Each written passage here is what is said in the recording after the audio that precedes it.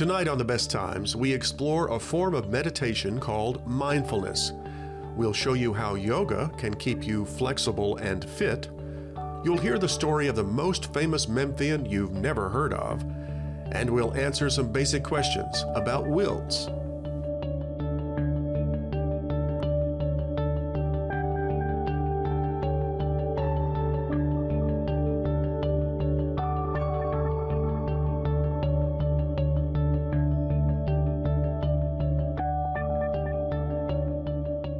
Funding for The Best Times is provided by the Plow Foundation, striving to do the greatest good by helping the greatest number of people since 1964. Additional funding is provided by the members of WKNO. Thank you.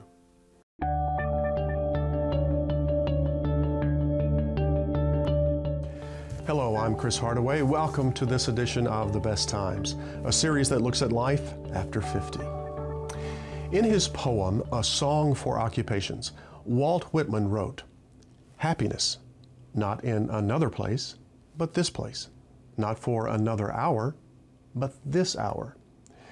In many ways, those lines reflect the essence of mindfulness, a form of meditation that seeks to focus entirely on this moment, not yesterday or tomorrow, but now. By doing so, one can lift the burdens of a stressful life, and that is why more and more people are seeking mindfulness.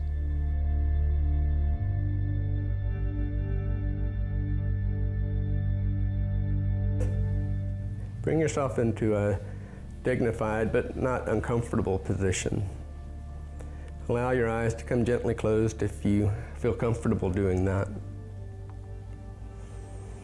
You can imagine that your awareness is sort of like a flashlight, and you can shine the focus of your awareness on your breath.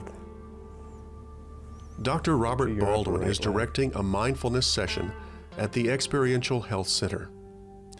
He's instructed his students to focus their minds on their breathing, and when their minds begin to wander, to shine their focus, like that flashlight, back onto their breathing. For the next 10 minutes, the students sit quietly, absorbed in the moment. This is mindfulness in action. Just a little bit more. One way to think about what mindfulness is to talk about a little bit what it isn't. In our society, we live with a lot of stress.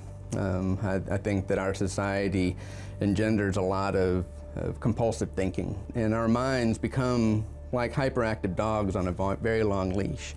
And so you're trying to walk this hyperactive dog down the street, and it runs into the neighbor's yard, and then you're worried about what it's doing over there, and then it might run out into the street, and you're worried about it being run over. And so it's always causing lots of anxiety based on where it drifts off to. Meditation is a way of shortening that leash so that we have our mind more focused on what's happening in the present moment. And when you focus your awareness on the present moment, you begin to realize that right now, more often than not, there isn't anything wrong. So mindfulness can be described as moment-to-moment awareness, but with one important caveat. Usually when we're attending to what's happening moment to moment, we make judgments about it. I like this, I don't like that. But mindfulness is about allowing experiences to happen without making immediate judgments. It's important to understand that mindfulness and meditation are not necessarily the same thing. Mindfulness is a state of mind, and meditation is a means of cultivating that state of awareness with the goal of living life in a state of mindfulness. So we could be reading a book mindfully, we can be cooking mindfully, I can be having a conversation with you mindfully, as long as I'm fully attentive and other things are not drifting through my mind at that time. Driving somewhere, and we might have a long commute or something, and that's an opportunity for your mind to wander. And every opportunity then, everything that we engage in becomes an opportunity to practice mindfulness. So a red light, and you stop at the red light, and that becomes an opportunity to bring yourself back to what's happening right now, rather than getting lost in thought and worrying about something that might be happening in the future. Because mindfulness can be incorporated into almost any aspect of our daily lives, everyone from office workers to the Marine Corps have been using it. In a 2008 study of Marines about to be deployed in Iraq, 12 minutes of meditation a day resulted in improvements in sleep, cognitive and emotional testing, and athletic performance. Dr. Baldwin uses mindfulness and meditation at the VA hospital in his treatment of veterans with post-traumatic stress disorder. And so I found that using meditation is a useful way to help veterans stay focused on what's really happening in the present moment and not to continually relive painful experiences. It's important to be able to resolve and work through some of these painful experiences, but there are a lot of times throughout your day that it's not helpful to be really reliving these painful experiences. When you're interacting with a loved one or a friend or family member, reliving a painful experience that happened in a combat zone, for example, makes it difficult to relate to your family.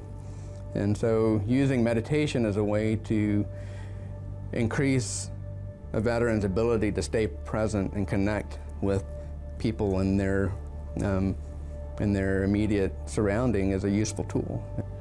Now consider what mindfulness is. This is the morning mindfulness session of the VA hospital's chaplains. They devote about 45 minutes before starting their daily rounds to quiet meditation. As supervisor of the chaplains, Alan Bell believes mindfulness training can control what he calls split-mindedness. I find I need that in order to get centered for the day. We're going to meet many things in the day that are very painful, that are objectionable, that are sometimes frustrating and angering and harsh and rude and all of those negative things. Mindfulness, to me, is something that helps us get centered, brings us back to what's important, and keeps us in the present moment, which in our work as chaplains is extremely important. So what can mindfulness do for you? How about getting a better night's sleep? A report in the Journal of the American Medical Association reported 49 older adults with sleep problems started sleeping better after 6 weeks of mindfulness practice. At night, when you're trying to sleep, compulsive thinking a lot of time gets in the way of trying to go to sleep. And just like meditation, the act of sleeping is letting go. And so meditation helps prepare us to be better able to let go of things. And mindfulness can help alleviate one of the great fears of old age, loneliness. The way to deal with fear is to become familiar with a situation that's causing you to be afraid. And so if loneliness is your problem, then sitting practice alone helps us to deal with that kind of loneliness. To me, what it does is to turn loneliness into solitude. And solitude is a very positive experience. It's where we enjoy being alone. After 30 years of practicing meditation and mindfulness, Professor Musi is a testament to the positive effects of living life in the moment. I'm a healthier person for it.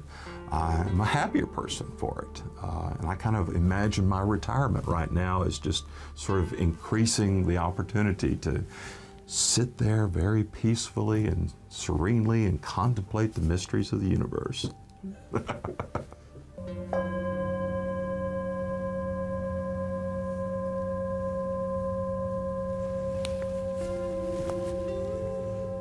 Allow your awareness to return to the room and maybe bring some movement into your hands and feet. And when you're ready, allow your eyes to come gently open.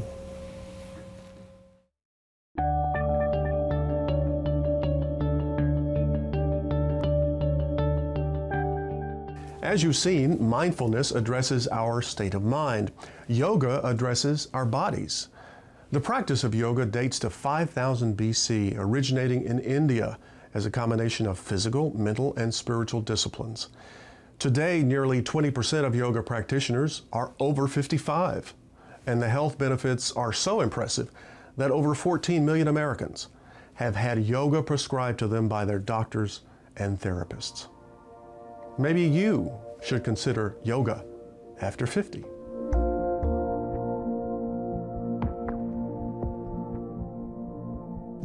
Yoga works from the inside. It gives you focus, it gives you tolerance and compassion for yourself. And so it helps you to realize really what's going on, really in your life, off the mat. Karen Moss is owner of Better Bodies Yoga Studio and has taught yoga for the last 15 years. She has seen the impact that regular yoga exercise can have on her students, especially those over 50. Cardiovascular fitness, lowering blood pressure, circulation, breathing, asthma, cancer, anxiety, depression, osteoporosis, strength. Basically, yoga strengthens what is weak and softens what is too tight. As we age, the joints, and we lose our synovial fluid and lubrication. And so we have to move our joints at least once a day, especially if you have arthritis or rheumatoid arthritis or anything like that. You've got to keep everything well oiled. And this is what yoga does. Holly Comas is a retired ballet dancer and teacher who didn't discover yoga until age 59. She was looking for something more than just a workout. What I get out of yoga are the physical things. They're good for your flexibility and balance and strength. I'm actually a lot stronger than I ever was when I was dancing, with the upper body anyway. But more than that, yoga is a place for me to go where you cannot be thinking about anything else. You are completely absorbed in what you're doing. You're absorbed in your breath and your movement. So whatever's happened in the day or whatever's going to happen later completely has to leave your mind the time that you're in the yoga class. This is a gentle yoga class designed for beginners and those students who may require some modifications to the poses. There are dozens of different styles of yoga to choose from. Some focus on body alignment or coordination of breath and movement. Others emphasize the flow of one movement into another. Hatha is one of the most popular styles that is excellent for beginners and forms the foundation for other yoga styles. As you can see, getting started with yoga doesn't require standing on your head or bending your body like a pretzel. Well, I'll have people say, I can't touch my toes, I can't do that. And I'm like, okay, well, you know, that's the purpose. So you can touch your toes. So you can bend down and get the paper. So if you fall down, you can get up by yourself. You can empower yourself. About 3/4 of yoga practitioners in America are women. Men seem to have a harder time accepting yoga. Well, they think, you know, I'm not going to turn myself into a pretzel and I need to work out, and they don't realize that they need to tap into their feminine side and find a little flexibility, because balance comes from being both flexible and strong. And if you're either or, you're going to have problems later in your life. Like a lot of men, Newton Anderson didn't think real men did yoga until his wife began taking classes. The second question is, I think they don't really know too much about it, just like I didn't know too much about it. You know, they think it's mainly just stretching and flexibility. It really does, if you get into some of the poses, it really requires a lot of strength, and I think you can build up strength by doing yoga. And I think more guys would do it if they realized that. Karen points out that you're never too old to learn yoga and reap its benefits. She has one student who will celebrate her 90th birthday this year. This is more than just a form of exercise or a form of mind-body. It's a way to rejuvenate your body, your mind, and it invigorates you and it gives you new thoughts, new, you know, positive outlook, more optimistic, kind of skip in your step.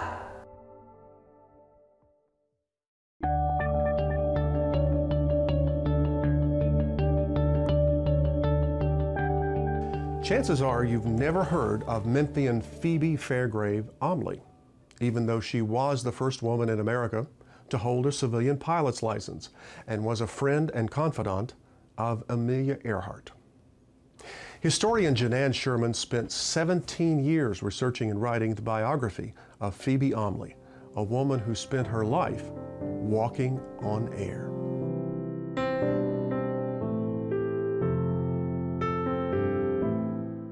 Phoebe Omley was born in 1902 and right out of high school decided she wanted to fly, figured out a way to get her hands on an airplane, and taught herself to do stunts, hoping to sell them to the movies. Phoebe Fairgrave was still a teenager in 1921 when she met World War I veteran Vernon Omley. He was the only pilot at the airport willing to teach a woman how to fly.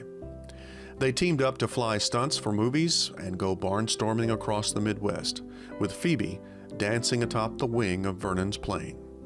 She was both brave and very determined about what she wanted to do. But it was scary times. You know, there weren't any safety belts or, no gear of any kind. She put suction cups on the bottom of her sneakers in order to help her keep her footing on the wings. It was not very good life expectancy for that sort of work. Plus, it didn't pay worth a hoot. Again, in Vernon's logbook, he's keeping track of money in and money out. And sometimes they didn't clear $10 for a month. The 1922 flying season ended at the Mid-South Fair in Memphis, and so did Phoebe's barnstorming career. Phoebe and Vernon had to pawn their luggage to get enough money to pay their hotel bill. They had gotten married earlier that year, and Vernon felt that Memphis offered good opportunities, so they settled here. By 1926, they had teamed with other air enthusiasts to open Memphis's first airport. Vernon and Phoebe established Mid-South Airways, offering flying lessons, cargo transport, crop dusting, and airplane sales. And they're trying to build a legitimate business.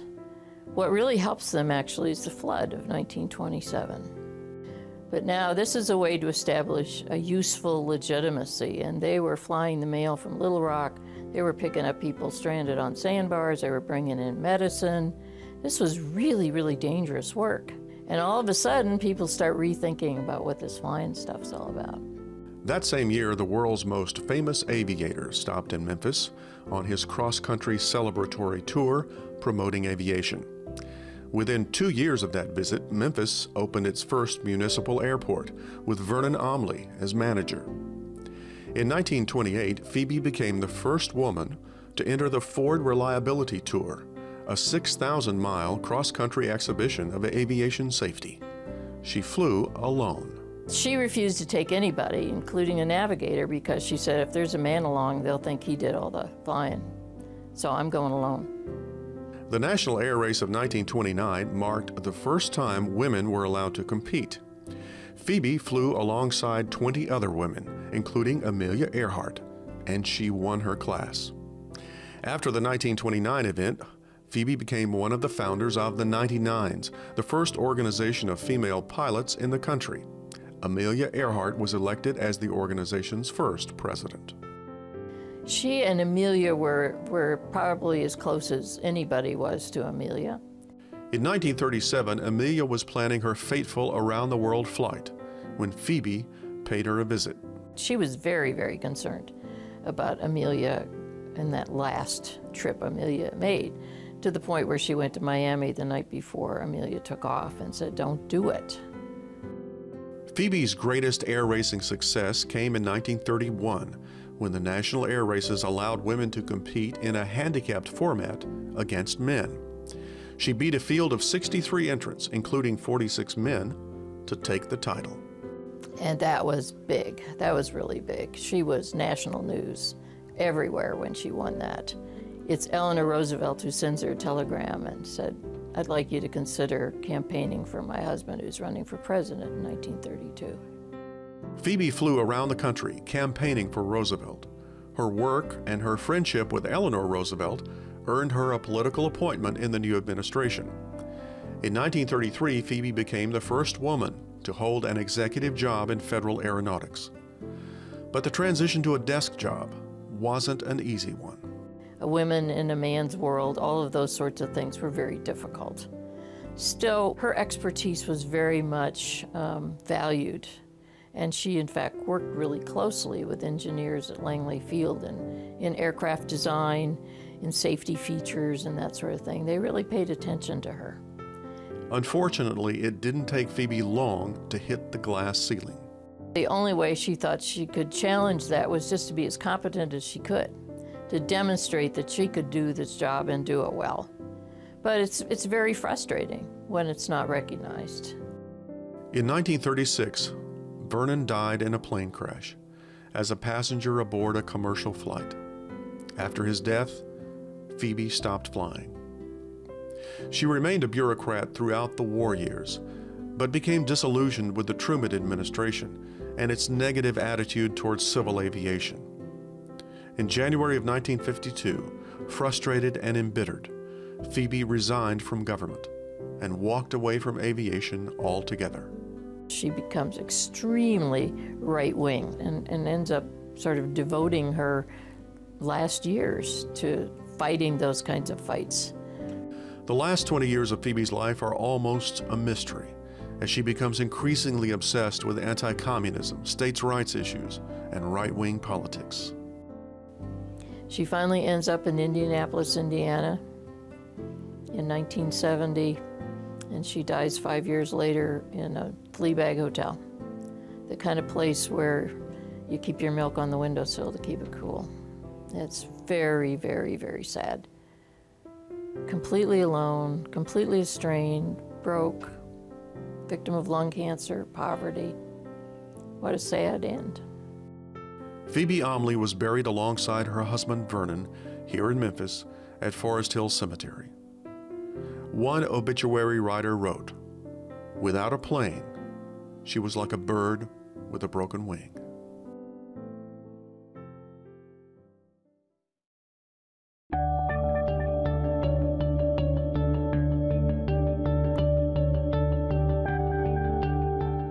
What happens to our personal property after we die?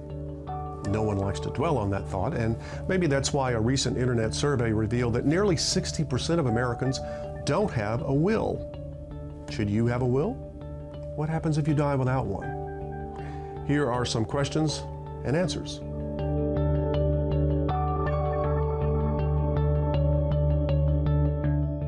What is a will? A will is a legal document that pertains to how we are going to, or how one would transfer assets at death. And that would be assets that you own in your sole and individual name, whether that be a home, bank account, CDs, savings, personal effects, your jewelry, those items. So these are things that you've accumulated over your lifetime. Who should have a will? Anyone 18 years of age and older should consider having a will. Should everyone have it? I would tend to say yes. However, there are exceptions to it.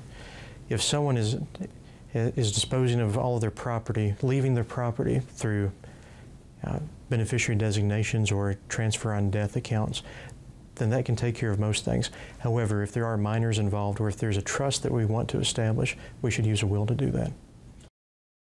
What if you die without a will? Everybody has a will. It's just a matter of whether or not it says what we want it to. If you don't have a will, the state that you reside in will have statutes and law that will dictate how those assets will be transferred, and 9 times out of 10, that's not going to be what your intent is. Can you do it yourself? The do-it-yourself books or forms that are available on the internet many times can work just fine, especially for simple wills. However, a disadvantage to it is it's not personal, and meaning that you don't get to ask the questions. And not only that, but there's not an attorney across the table asking you, well, have you thought about this? And giving you a list of items that you should think about. When should you use an attorney?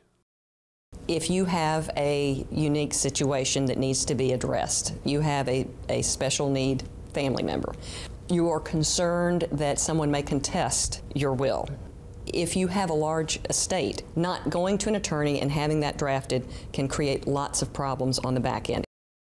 How much does a lawyer charge? A simple will would be $250 to $400, somewhere in that price range, just depending upon the attorney. For a married couple, simple wills, probably $500 to $750.